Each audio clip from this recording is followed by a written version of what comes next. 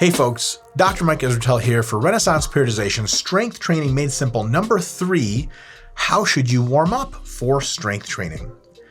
First of all, why should you warm up? Warming up does 3 really good things.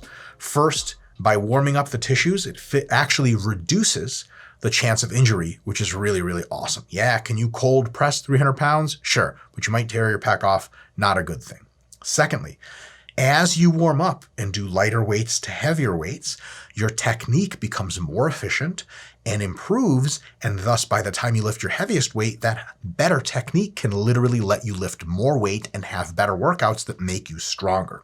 Lastly, as you lift heavier and heavier weight, independent of the technique improvement, your nervous system starts to wake up, it becomes potentiated, and then it can physically output more of a message for contraction to the muscles that you're using. Lifting more weight like that can allow you not only to be stronger in the moment, but actually give you better workouts so you can get stronger over time more efficiently.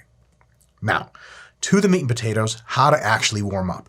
These are just very general guidelines, situation to situation. There's lots of room for fungibility, we'll say, different approaches. But fundamentally, first, you can choose to do some light cardio for like 5 or 10 minutes before. You don't have to.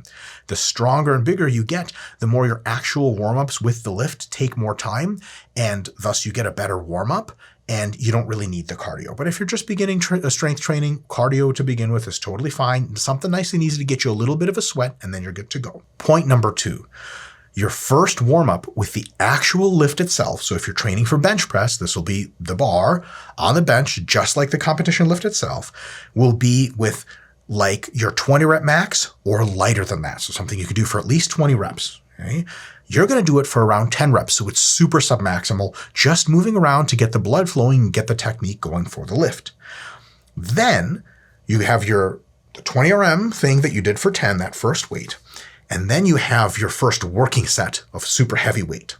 You're going to do at least one set, no matter how heavy or light it is, between those two, and that's going to be a set for, maybe around 5-ish reps or so. Okay, at the very least. And that's going to be halfway between those two lifts.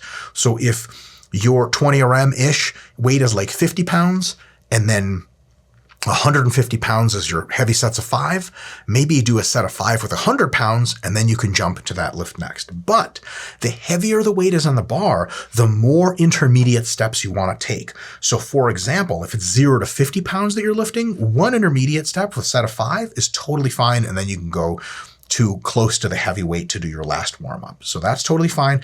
Generally, and these are very general guidelines, you can move them around a little bit, but lifts that are 50 to 200 pounds, right? Like if you're going to be doing, pull-ups with your body weight and you weigh 180 pounds or something like that, 2 intermediate sets is a good idea. So maybe a first set of 10, right? And then 2 intermediate sets, and then the last heavy set before you go. So maybe like a set of 8 and like a set of 6, or a set of 8 and then a set of 4, and then your last super heavy warm-up, which we'll talk about in a sec. If it's 200 to 400 pounds, more like 3 intermediate sets. And if it's 400 pounds plus, as needed. And by the time you get that strong, in most cases, you'll know your body really well. Generally speaking, stronger people need more of a warm-up. I've seen guys take 8 different warm-ups to get up to squatting 1,000 pounds. Now, not everyone squats 1,000 pounds, so not everyone needs 8 warm-ups, but you need them as you can take them, and over time, you'll learn what's best for your body. Point number 4, the last warm-up you're going to do is at the working weight itself, or around 90% of it. Either way works really well. It's your call which one makes you feel less fatigued and thus stronger after a little bit of a break. And that's the potentiation set. Usually you do it for just 1 or 2 reps. What it's designed to do is wake up your nervous system and get you really used to lifting that heavy weight that you're going to be lifting. You don't want your last warm-up to be like a set of 5 and you just go right into a super heavy set of 5 because the last set of 5 wasn't that heavy. You want 1 or 2 with that 5 RM or really close to it, so you get the bar weight feeling of like, this is what my weight's going to feel like. You do 1 or 2 reps, you rack, doesn't tire you out a ton, but it really potentiates you, wakes up your nervous system. Really quick, not addressed on the slides, how long of a break do you take between these? Long enough to feel really good and totally fine and not tired, not fatigued at all. So if you just finish your set of 10 on the first warm-up and you're going, don't go yet. Go until your breathing is calm and you feel strong and competent again. But don't worry, we'll have a later video about rest times between work sets. Just thought I'd throw this out there for the warm-ups as well. Now, Two notes here during this warm-up system.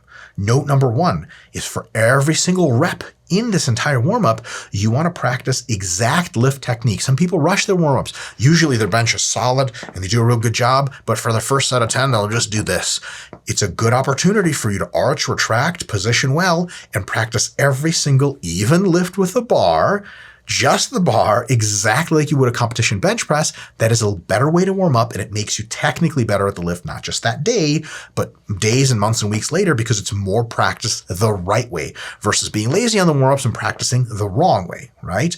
That it even means bracing for every single lift. So if you're squatting the bar and you're a serious strength trainee, it means you get under just the bar and you go and you squat it normally instead of just being like, because you're practicing a poor pattern that you'll have to change just after that. Now, second note is, let's say you have a first lift. This is how you should warm up really thoroughly. If you have a second lift that trains many of the same muscles and movements, let's say a squat first and then a front squat after, you can skip a couple of these steps and shorten it a little bit. Let's get to an example to see exactly what I mean. So, just an example, not dogma. This can move around a little bit, no big deal. Just if you're squatting sets of 5 with 300 pounds, that's your target working weight, multiple sets, how do you warm up? Here's a way you can do it. You squat the bar for 10 reps. Every single rep looks just like it would in a powerlifting meet.